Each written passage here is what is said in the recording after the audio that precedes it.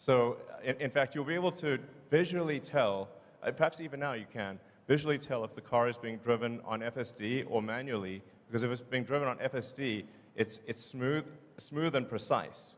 And if you look at if you actually closely observe cars going down the highway, the people are constantly moving in their lanes. So the cars are like doing this all the time when they're manually driven. If it's actually on FSD, it's dead center in the lane. It will actually get to the point where it is not merely, and maybe is at that point, not merely safer than a person, but actually way smoother than manual driving. I can't say enough about the profundity of full self-driving. It is just one of the biggest changes in history that will occur. It's not some feature. it's like a profound. It's really as profound as electrification. And that we already have millions of the cars on the road that will literally achieve this with a software update. I mean, that's like head exploding emoji, you know?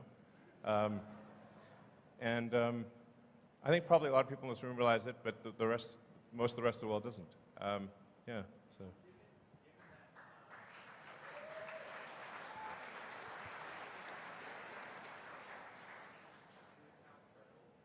Given how incredible FSD is and how much merit you're giving to potential future margins of the car, as well as how much impact on society, and given that they didn't even want you to say if it's going to happen this year, just not to jinx it. Sure. Would it be possible to have just for some type of public-facing, investor-facing kind of timeline, so that way you mentioned V12 is coming, and that's AI front end.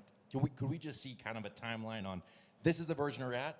These are the things we're working on, and this is when we're, ETA. So we can kind of see that in real time instead of maybe Elon time. No, so the thing that's been, really difficult with full self-driving is that it very often seems like it's about to happen until you realize that you're actually at a local maximum, and that you need to re-architect elements of the software to get out of the local maximum to then a higher local maximum. So it's been this sort of series of logarithmic curves. And that's why it's been like, it seemed like, oh, if you just extrapolate this on a straight line, it gets to self-driving, except that it's not a straight line, it's a logarithmic curve, and it sort of, and you start hitting these like local maximums where you'll sort of asymptote to a certain capability and then have to re-architect things. So now I think we're finally at a high enough local maximum, or will be this year, where to the point where it is, I think, probably safer than a person, meaning the probability of injury on average will be better than a person, even if someone pays no attention to the car. It is worth saying that right now, for human supervised Tesla full self-driving, it is dramatically safer than manual driving. It's like, I think like 4 times safer, maybe more. So it is already a massive safety improvement to have human supervised FSD right now. And I think we will get to the point where we're always going to be in some amount of local maximum, but I think that we'll be in a local maximum that exceeds human level safety this year.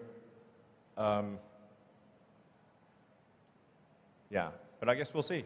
So anyway, I want to thank you all for coming, and so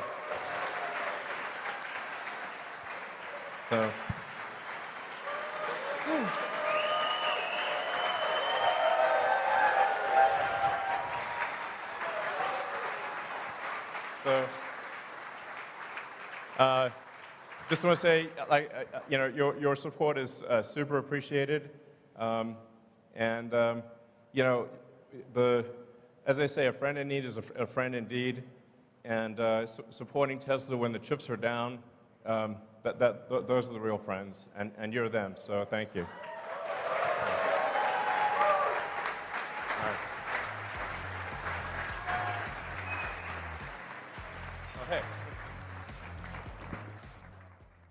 So with that, we can go to ad hoc questions from the audience.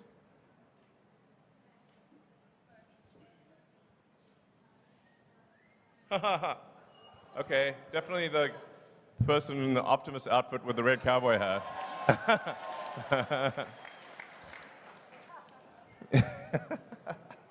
Great outfit.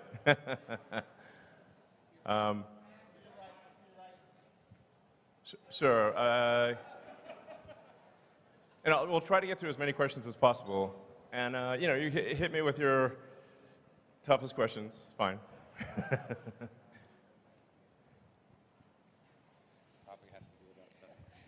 Okay, it is. Hey, Dad, it's your son Optimus. Hey, kid. I wanted to. Do you see it more likely that you guys will have an RV first or a cyber camper? Well, we don't have any plans to build an RV quite yet, although I can certainly see how Cybertruck could be converted into an RV. And we are adding a lot of sort of attach points to Cybertruck, so others can build things. Somebody can have a startup, or other companies can build things that are attachments that enhance Cybertruck and turn it into a camper, essentially. Because I think it'd be really cool to have all these like third-party things available for Cybertruck. Awesome. Thank you. All right. I mean, you could also probably just, you're that close, you could just say it or something, I don't know. Actually, we'd like you guys to queue up behind us. So Okay. there's 3 All mics. right, all right. Yeah, so Go just ahead and queue get up. in line. Thank you. And try to make the question short so we can get through a lot of questions.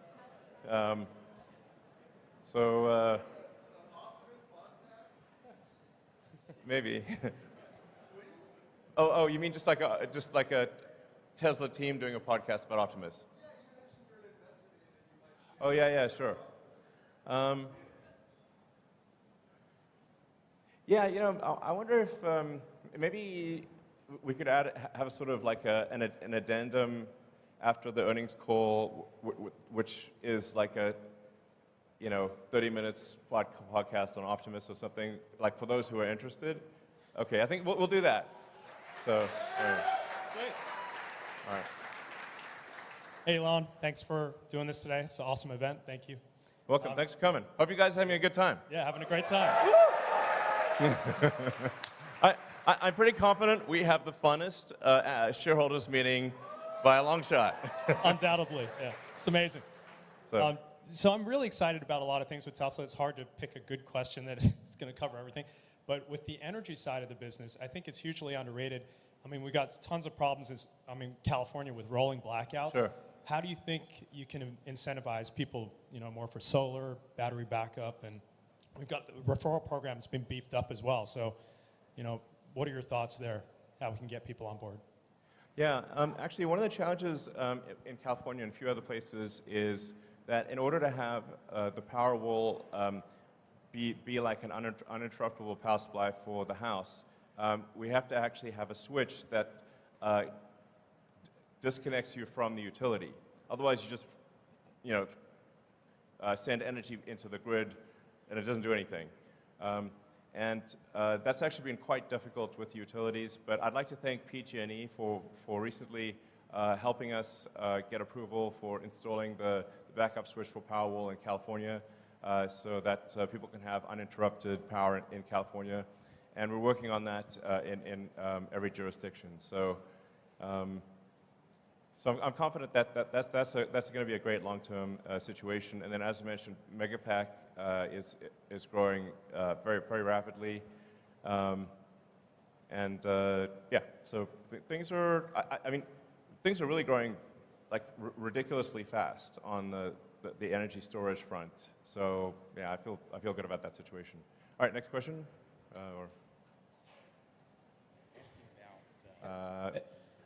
Hello. Great. Hey, Elon, a lot of people have just kind of been wondering, how are you doing? So just wondering, what's up? How you doing? How you feeling? We saw you were partying in Cabo recently, so just What, wondering me? Must have been someone else. yeah, so how are you doing? Just human to human, how you doing? Well, I have to say, it's been of a roller coaster situation.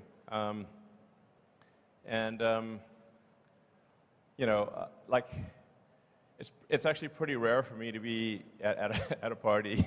So that's like the first party I've been at in a while. And actually wasn't even going to go to it. Then my brother talked me into it. So thanks, Kimball. Yeah, I have to say, like sometimes the work pain level is quite excruciating. And then on top of that, I get dumped on in the press. So it's like, it's not exactly super fun. There was a short-term distraction because I had to do like some major open heart surgery on Twitter to ensure the company's survival. But that, I think Twitter is now in a stable place, and obviously very excited to have Linda Yaccarino join. And so I think Linda's going to do a great job running Twitter. I'll provide, obviously, guidance on technology development. But as you can see, I think Twitter at this point has released more new features in the last 6 months than it has in the last 6 years. So, obviously this is not a Twitter meeting, but the larger point is that I feel at this point I don't need to devote incremental time. The amount of time that Twitter will take going forward is relatively small compared to the last 6 months. So yeah.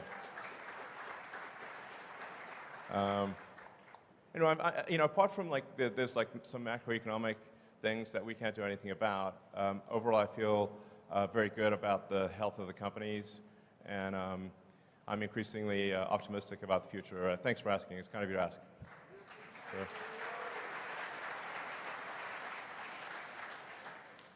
Have you guys considered stretching out the financing terms on your auto business?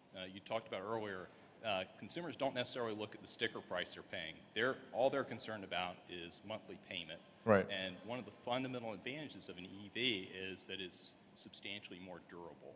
And so would you guys ever consider stretching terms out to 10 years, especially in this rate environment, given the shape of the yield curve? Extending the terms out that farther, you'd actually be capturing a lower cost of funds. Yeah, I mean, the important thing to appreciate is that, like, that the vast majority of the financing is from banks. So it's kind of whatever the banks are prepared to do. I mean, this year, I guess we'll do on the order of $100 billion of sales. And we don't have $100 billion in cash to finance that. So the vast majority of it has got to come from banks. So it's really the bank's choice of what they're willing to do.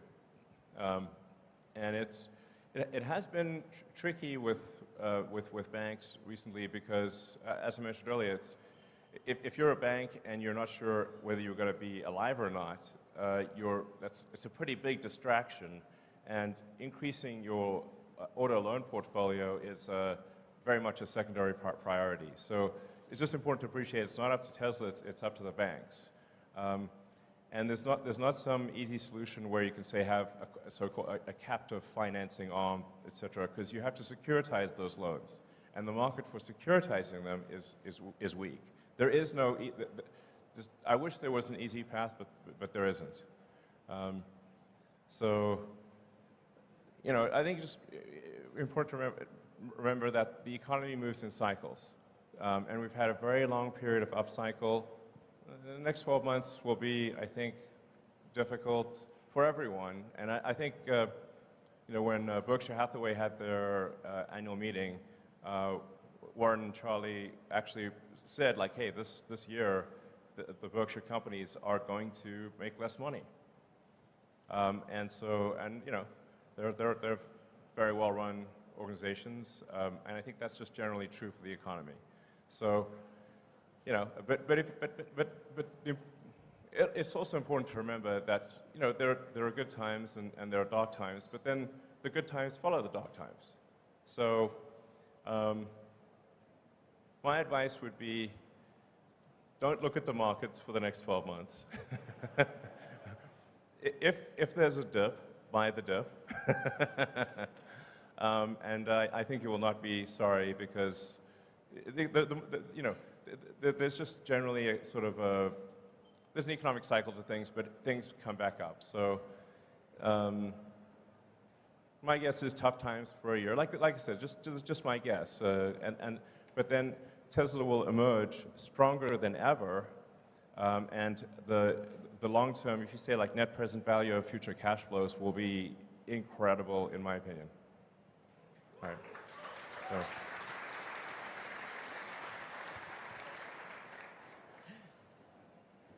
Hey, Elon, meet Kevin here.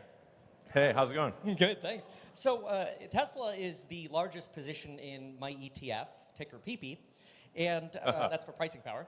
Right. And I'm curious, I really think that some of the features that you highlighted here, like the over-the-air airbag deployments of improving the features, the safety features, are great things that we could be advertising.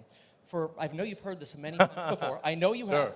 But sorry, go ahead, yeah. $525 off every car this year is half of Netflix's advertising budget. $1,000 is the entire Netflix advertising budget, and I see their ads everywhere. Why not advertise these things that you told us here? I feel like nobody else knows about this. I just talked to Gordo, the Tesla bear, and he's still talking about 2016 New York Times pieces. These people are in the past, man.